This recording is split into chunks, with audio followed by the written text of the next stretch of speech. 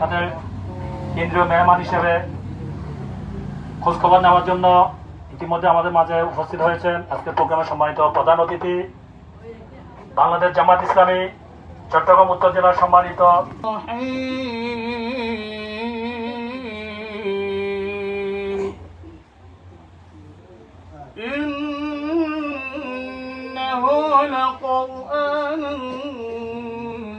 দেখতে এসছি আজকে এই আমাদের শহরের মাঝে প্রতিটা এলাকা গিয়ে যারা ক্ষতিগ্রস্ত হয়েছেন, ঘরবাড়ি আহত হয়েছেন, ঘরবাড়ি বস্তুচ্যুত হয়েছেন, সকলকে সার্বিক সহযোগিতা করার জন্য আমরা এখনো মাঠে ময়দানে আছি। না গেলেও তারা নিজেরা আমাদের কর্মীদের টাকা দিয়ে আমাদের শুভাকাঙ্ক্ষীদের সহযোগিতা নিয়োগকরণ করবেন না। তিনি আমাকে আশ্বস্ত করেছেন আমি কোনো অবস্থায় কাউকে দলীয়করণ ভাবে দেখবো না, যারা ক্ষতিগ্রস্ত হয়েছেন তাদেরকে সহযোগিতা করা হবে। আমি সেই ক্ষেত্রে বলতে চাই, মেহরবানি করে রোড ঘাটের পর্যায়ে আমরা যে সমাজের হোক, যে বন্যা হোক, তাদের এই সময়ে বাংলাদেশের রংপুর বিভাগ, চট্টগ্রাম বিভাগের দক্ষিণ অঞ্চল এবং খুলনা বিভাগ বিভিন্ন জায়গায় মানুষ অনেক কষ্ট রয়েছে। তারা রামকে সাপে কামড় দিয়েছে, এমনও পরিস্থিতি আমরা কি দেখতে পাচ্ছি। লিয়াবলুয়াকুম আইয়ুকুম আহসানু আমালা, আমরা ভালো আমল করি কিনা। আজকে আমাদের তানবীর দুনিয়া থেকে বিদায় নিয়েছেন। এখন আমরা আপনাদের সকলের প্রতি আমাদের অনুরোধ থাকবে, এই অসহায় মানুষদের পাশে যার যতটুকু সামর্থ্য রয়েছে আপনারা কি করুন, চেষ্টা করুন। বাংলাদেশ পূর্ণাঙ্গ ক্ষমতায় যায় তাহলে অবশ্যই এই বাংলাদেশের কোনো মানুষ জঙ্গল সলিমপুরের আরো উপস্থিত রয়েছেন জামাত ইসলাম। আমরা ভালো আছি আলহামদুলিল্লাহ, কারণ আমি বাঁশখালী গিয়েছিলাম আমিরে জামাতের সাথে, সাতকানিয়ে গিয়েছিলাম, সেখানে আমিরে জামাত সেখানে গিয়েছেন।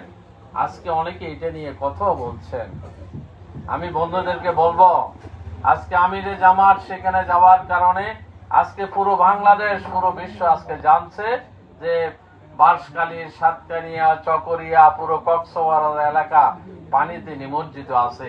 আজকে মিডিয়া প্রচারিত হওয়ার কারণে সকল সংস্থাগুলো, ইভেন কি সরকারও আজকে সেখানের দিকে তারা নজর দিতে বাধ্য, হারিয়ে দিবেন। সম্মানিত উপস্থিতি, আমরা এসেছি আজকে বিপদে। আমাদের একজন পরিবারের একজন শিশু সে পাহাড়ের চাপায় নিহত হয়েছে। আর যখনই আমাদের আমিরে জামাত ডাক্তার শফিকুর রহমান রাস্তার যে অবস্থা দেখলাম, যে রাস্তা দেখার জন্য কি কেউ নেই, আমাদের সরকার নেই, আমাদের জনপ্রতিনিধি নেই, কিন্তু কেন তারা এই রাস্তাগুলো তারা দেখছে না? এখানে লক্ষ লক্ষ লোকের বসবাস। সুতরাং এরা তো আমার দেশের, এই বাংলাদেশের তারা অধিবাসী, এই দেশের তারা নাগরিক।